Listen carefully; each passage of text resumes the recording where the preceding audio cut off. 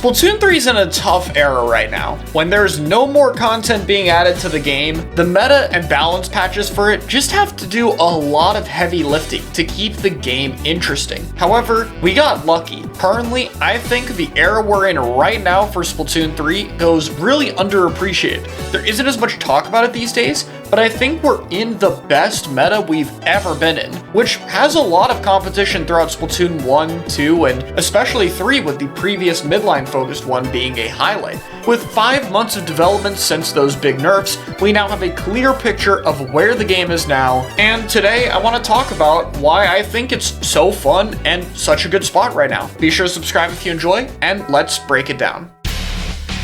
A while back I talked about the 4 endgame metas of Splatoon 3, and we don't really have a winner from those. Instead, I think the most important thing to note for this meta is that while you generally want to have 2 fighting focused weapons, 1 support, and 1 editor pencil as your cooler weapon, the different combinations you can run are less of distinct styles and more just different combinations of synergistic weapons. That's the first part I want to talk about. Having comps that synergize are really important right now. There's a very high amount of viable weapons, but your combination of them need to work very well together. This is mostly because some of the most dominant weapons in their roles right now are Splash-O-Matic for support and Pencil for the anchor/cooler option. These aren't the only ones, and I'll get into it later, but between the burst bombs, crab tank damage, and Pen 68 shots, you have a lot of combo potential to work off there. So going for weapons that can take advantage of it is very useful. Something like Stamper and Slosher, for example. Probably the best comp in the game right here, by the way. 2 burst bombs to work off, 2 sets of 70 damage and 68 damage to combo with those burst bombs,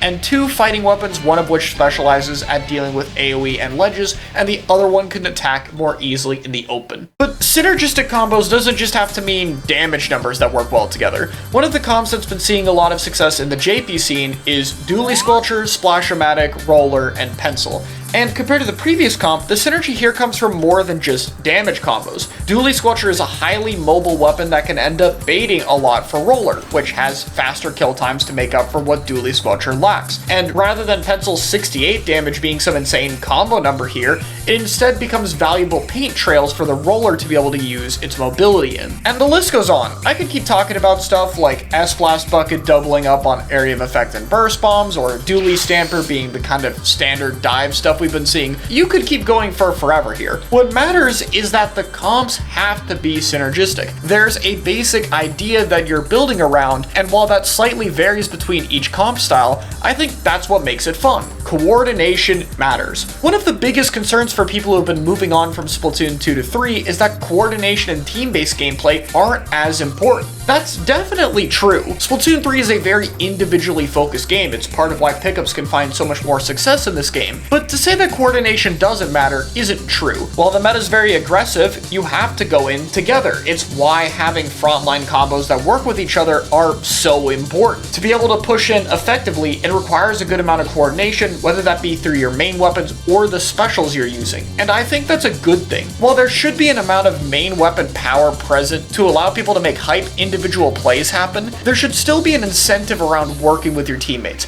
And I think Splatoon 3 has struck the perfect balance to where coordination still matters without completely stifling individual playmaking power when you need to make a clutch moment. And that's something else I want to talk about briefly. Main weapon power. I think one thing that's really separated some of the recent Splatoon 3 metas from ones in the past is just how reliant it is on main weapons over using certain specials to get in. This isn't to say that the special weapons aren't strong in this game, they are very strong. However, main weapons are also good enough to be able to take fights in space on their own. If a weapon like Slosher or Stamper wants to take a fight with you, you have to respect it. And even less strong main weapons that I've mentioned before still require other players to work around them. Tent Shield is still threatening enough to have to play around it. Same for Roller's sharking capability or Dually Squelcher's mobility. When it comes to those specials, there is a certain amount of overtuned attributes like Zuka's Startup, Tri-Strike's Paint, or Slider Cheese cheese, for instance, I wouldn't say any issue is too drastic. Even zones cheese. Again, main weapon fighting power is so high up that when you get to these best sets, people are able to move forward to prevent these. Not that they aren't a problem, just not that big a problem. I think it's definitely okay to be a little bit upset with some of the more extreme attributes and specials, and it could be toned back a little bit. However, the current best specials are on a decent variety of good weapons with them, and there's quite a bit of them. And if we go further down, things aren't that bad either. Some of the weakest specials in the game still see some decent use through the right weapons, and I don't think any special feels completely terrible, which is not the same as it was in the previous game.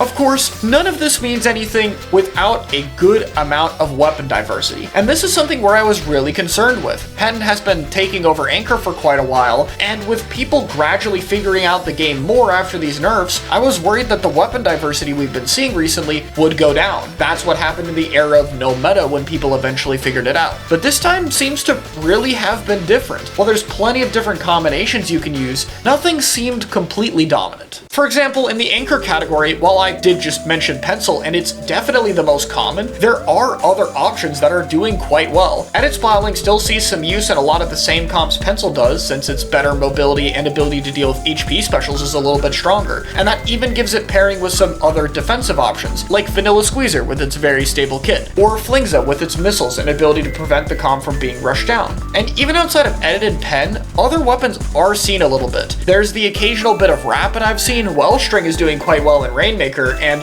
even E-Leader's seen a bit of a resurgence recently, placing second place in an area cup not too long ago, which I would never have predicted a few months ago. While support is definitely mostly dominated by Splash, which I think is a good thing, it's a very healthy support. Shot is useful for some faster comps that want to specialize in breaking objects. There's some Zinc Mini Spalling or Splattershot Jr. for faster or dive compositions with Bubble. Sometimes you see NZAP 85 for double cooler or playing with no edit or pen. And Splash, while nowhere near as strong due to more aggressive comps being able to run it over, is still totally solid for working with comps with sharking weapons like rollers. And there's even some weapons that aren't shooters here that I think deserve some props. We haven't seen it as much, but Flings and Edit is still a very synergistic combination. Reflux is still very dominant as a support in Turf War, and a fun one at that. And personally, I think Dreadringer is pretty good in the support category too. I know I'm the only person getting major results with it right now, but it's been working against a surprising amount of good Western players. I see the potential in this weapon for some very aggressive triple midline comps that can take advantage of having more main weapon fighting power on the table.